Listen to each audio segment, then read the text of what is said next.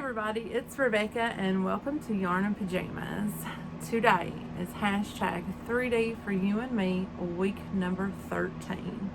So it's Saturday, July the 24th, and it is a hot. So I have my fans on. I got two. I got one over there, an air conditioner, and a little fan right here. So yeah, sorry about the noise, but it's hot. I even had to turn my pajamas here into tank tops. Do you guys remember doing this when you were kids, taking hair ties and turning your t-shirts into tank tops? So yeah, it was that hot up here today. So I've got a square made for you guys, but I forgot to take pictures as I was putting it together, and this would have been a good one to do it on too, and I can't believe that I forgot, so I'll do better next time. But let's just get right on into it. So hashtag 3D for you and me is a make along that was created by Ashley at Stitchin Ain't Easy, Neva at Manic Mama Musings, and Donna, Lady Donna, at Gabbing Grammy. So these ladies came together and collaborated and came up with an idea that they would make one square a week from this book, 3D Granny Squares. And as you can tell, I mean, there's just tons of pretty squares on there. So I bought my book at Joann's, but I'll leave a link down below to Amazon if you would like a copy. And you can also, if you want to do it, but you want to do it on a budget, look in your local library and see if they have it. If they don't have a copy, ask them if any other libraries that they're connected with has a copy, and you can borrow it on an interlibrary loan. So there's another way. And then another way, yes, there's more ways, is that you can look and see if your digital library has a copy. So I know for a fact that if you are part of the Evergreen Libraries in Indiana, the Indiana Digital Consortium has a copy of this. So if you're in Indiana, I know for a fact that there's one for free through your library. All you need is a card and like a device, a smart device to read with. So yeah, so you can do it on a budget. Then all you have to do is get your scrap yarns out, because these squares, they don't take a lot of yarn either, so that's good too. So I'm going to put links down below to Ashley, Neva, and Donna's announcement videos. I'm sorry. I'm thirsting to death too. I ate a lot of salt for lunch, that's why. I shouldn't have done it. I have high blood pressure, so, but that's neither here nor there. So I'm going to put a link down to their announcement videos, because there's different ways that you can participate. Like if you don't make videos, there's different ways that you can show off your makes, and they list all of that down below. But if you make videos, you can make a video. So that's what I done. I hopped onto the train because I had the book, and I was like, hey, it's a great time to break it out and start using it. And you know who else hopped on this train? Tasha from Tasha's Crochet Creations, and I'll put a link down to her channel down below, because she makes some very cute squares too. So there, got all of the housekeeping out of the way. Let's get into the square that I made this week. It is a super cute. Let me get it out here. Oops, he's upside down. Oops, it's the sheep. I made the sheep. Wasn't very good at doing the eyes. My eyes are a little bit different. I should hit it with a little bit of stain to straighten out these little bits, but I didn't. So there is my sheep. As you can see, he is definitely 3D. So I used paint box cotton DK, and the colors that I used are this one right here, and it's called Granite Gray. I used Spearmint Green, and this one right here is called Light Champagne. So I used 2 different size hooks.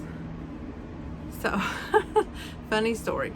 In the book, it says to use a 2.75. Now that's what I used on my turtle, like it said. And then my turtle square turned out way too small. And you know, and I want all of my stitches, all of my blocks to be 100 stitches across the whole 4 sides. So 25 per side. So sometimes I have to modify the way that I do things. So on this square, I did use the pattern that's in the book. But for this circle part, I just used the standard 4.0 millimeter, which I believe is a G hook. Is that right? Yes, a G hook. And then I done 1 row of popcorn stitches in that same F hook. And then I was like, oh, well, maybe I should go down a hook size because it was starting to look pretty big. So I went down to an E hook, a 3.5 millimeter.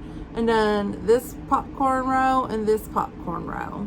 And then when I put the green back on, I went back up to a 4 millimeter.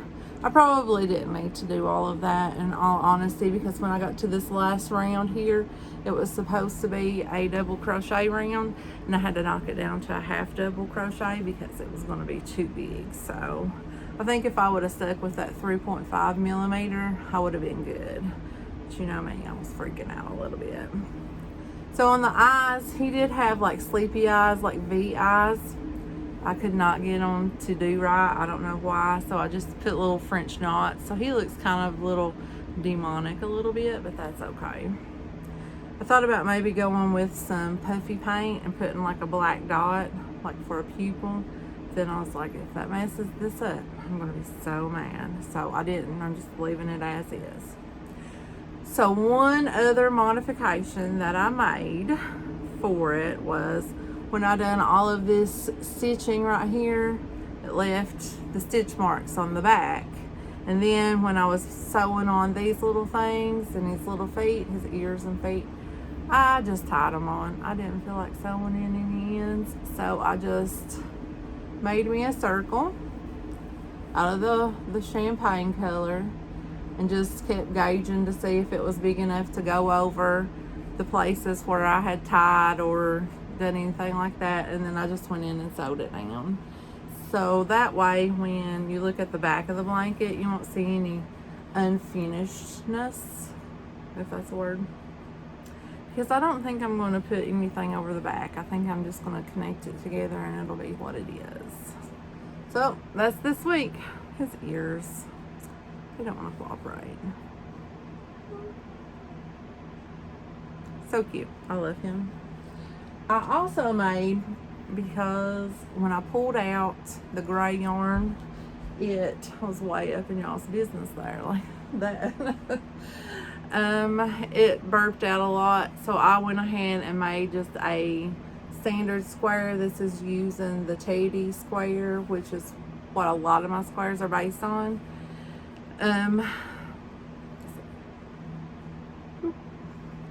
Just made like a standard square because I am going to put some solid color squares in between the different 3D squares to make them pop out even more, you know, so that they'll stand out. You'll be able to see them. And this blanket, I am making this blanket for my mother. She asked if I would make it into a blanket for her. Sorry. And I said yes. So we are one square down, one more down. So we have 13 squares in all. Now I do have in my bee bag here, the colors for next week's square. Very pretty color selection here. So I'm just going to give you guys a sneak peek there. And yeah. So I will see you guys next week with this pretty square here. And we'll be on week number 14. So I will talk to you guys later. Bye.